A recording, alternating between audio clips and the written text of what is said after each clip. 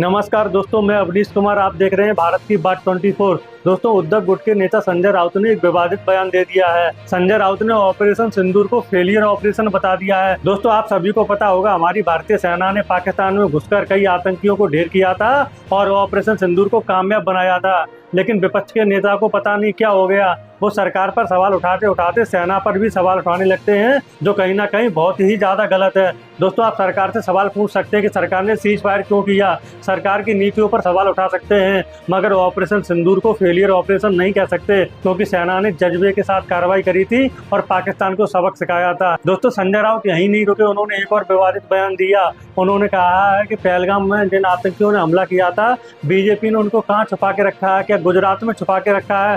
दोस्तों, ये बेहद ही शर्मनाक बयान है, जो अपनी ही सरकार के खिलाफ ऐसे अभद्र टिप्पणियां कर रहे हैं। दोस्तों, संजय राउत ने बहुत ही घटिया बयान दिया है। ऐसे बयानों को पाकिस्तान अपनी प्रयोगशाला में प्रयोग करता है और हमारी भारत देश की छवि को खराब करता है। दोस्तों, आइए सुनते हैं संजय राउत ने क्या बोला था। ऑपरेशन सिंदूर ये एक फेलियर ऑपरेशन है सबसे पहले, लेकिन in the interest of nation हम अपोजिशन वाले उसके ऊपर ज्यादा बात नहीं करना चाहते।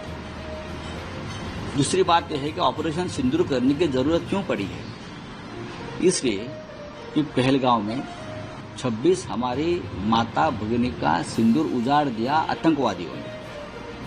उसके लिए जिम्मेदार देश के गृह मंत्री अमित शाह है और उसका प्रायश्चित लेने के लिए अमित शाह जी ने अपने पद से इस्तीफा देना चाहिए। ये मैं बार बार कहता हूं, नहीं तो प्रधानमंत्री जी ने कर्तव्य पालन में चूक हो गई, इसके लिए अमित शाह का इस्तीफा लेना चाहिए, उनको मंत्रिमंडल से बर्खास्त करना चाहिए।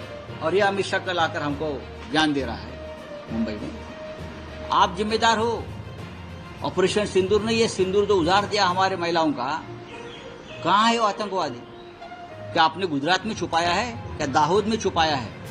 कल मोदी जी दाहोद में थे ना, जिस दाहोद में औरंगजेब का जन्म हुआ है गुजरात में, वहां से कल बड़ी बड़ी गर्जना कर रहे थे ये लोग। लेकिन जिम्मेदार आप है, आपकी वजह से ये हमारे महिलाओं का, माताओं का, बहनों का सिंदूर उजाड़ दिया, तो आप प्रायश्चित लेकर इस्तीफा दीजिए।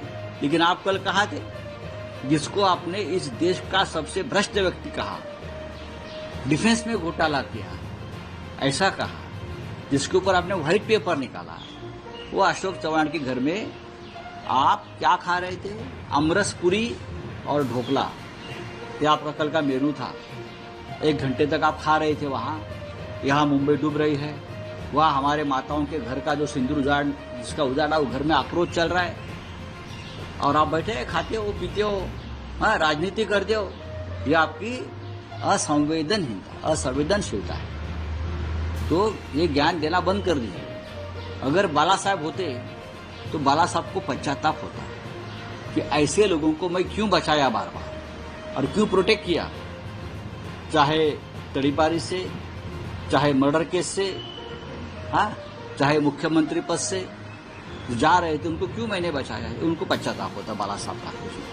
दोस्तों, संजय राउत की कई बातों से मैं सहमत नहीं हूं। उन्होंने ऑपरेशन सिंदूर पर सवाल उठाए कि ऑपरेशन सिंदूर एक फेलियर ऑपरेशन रहा है, लेकिन इस बात को मैं पूरी तरीके से गलत मानता हूं। हमारी सेना ने ऑपरेशन सिंदूर को कामयाब बनाया है और पाकिस्तान को घर में घुसकर मारा है। और उन्होंने दूसरी बात ये बोली कि बीजेपी ने आतंकियों को क्या गुजरात में छुपा के रखा है। इन दोनों बातों से मैं असहमत हूँ। दोस्तों, हो सकता है मैं गलत हूँ, लेकिन दोस्तों, इस मुद्दे पर आपकी क्या राय है, कमेंट सेक्शन में कमेंट करके जरूर बताएं। दोस्तों, भारत देश का हर एक व्यक्ति स्वतंत्र है, वो अपनी राय रख सकता है। मेरी राय में ये दोनों बातें उनको नहीं उठानी चाहिए थी। वो सरकार से सवाल पूछ सकते थे कि सरकार ने सीज फायर क्यों किया, सरकार की नीतियों पर भी सवाल उठा सकते थे। संजय राउत भारतीय जनता पार्टी पर एक नहीं 1000 सवाल उठा सकते थे, लेकिन उन्होंने ये 2 सवाल पूछकर कहीं ना कहीं विपक्ष को भी एक्सपोज कर दिया जनता के सामने, क्योंकि जनता भी ऐसे सवालों को सुनना पसंद नहीं करती जो सवाल उन्होंने सरकार से किए हैं। दोस्तों, इस पूरे मुद्दे पर आपकी क्या राय है, कमेंट सेक्शन में कमेंट करके जरूर बताएं। जय हिंद, जय भारत।